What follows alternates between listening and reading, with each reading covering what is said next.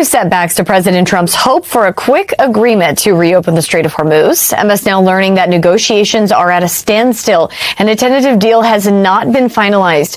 The IRGC says reopening depends on the U.S. accepting Iran's conditions, and according to Iran's foreign minister, those include a 7% fee to ships passing near Iran and a 3% fee for ships passing near Oman. Two Iranian government officials involved in talks say questions also remain about whether Trump will pull back U.S. patrols in the Gulf of Oman. The president has stuck to a pattern of saying a deal is imminent, driving down oil prices and driving markets up, only for no deal to emerge. He normally declares that the war is about to be over on Sunday night or Monday morning, right before the markets open. We should not accept this level of gaslighting. The word of the president has to matter. Over and over again, on 11 different instances, Trump says, a deal is about to happen. Don't worry, the war is about to be over.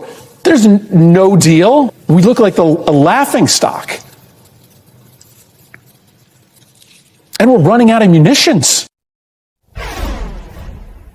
Let's bring in retired Army Lieutenant General Mark Hartling, MS now military analyst and former commanding general of U.S. Army Europe. Welcome in. We appreciate you being in. General, how does the rest of the world view this negotiation?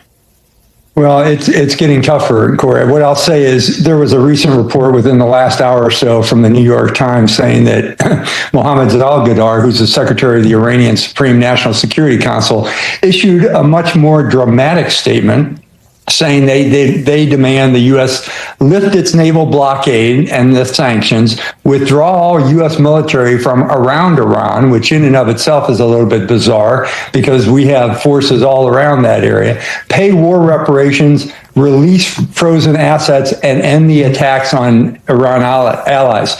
So you kind of see what has been going on for the last couple of months is there is a back and forth between what the president's saying, what the Iranian foreign minister is saying, what the Iranian IGRC is saying. And it just really goes back to giving the U.S. a choice to either conduct massive escalation or try in some way to politically extract itself from the region, which will leave Iran with significant control over the strait. The rest of the world is seeing it the same way. They see this back and forth, especially those Gulf partners and Gulf allies, but even the ones in NATO are seeing this. And there are some unfortunate repercussions coming from many nations about the situation we've put ourselves in. Yeah, unpacking that a little bit further, a new report in the Wall Street Journal says that Iran sees an opening to kick the U.S. out of the Gulf, and the threat highlights the rise of those hardliners who have long sought the ouster of American forces from the region. How much stronger do you think Iran sees itself as now?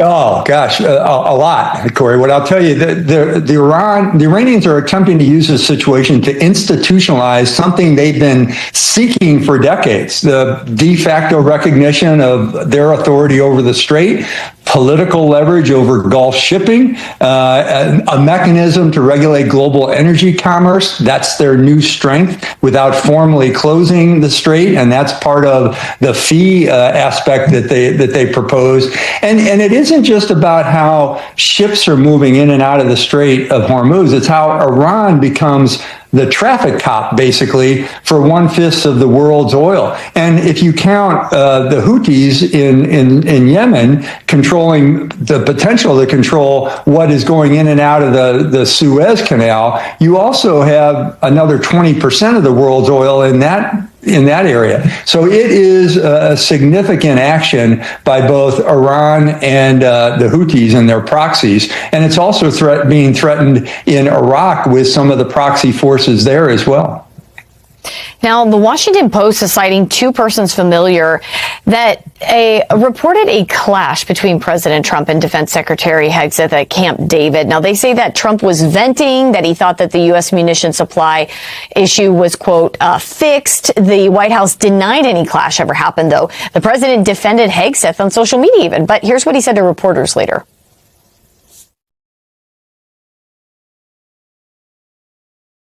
War all the time. I mean, we need more. Look, we gave tremendous amount to Ukraine.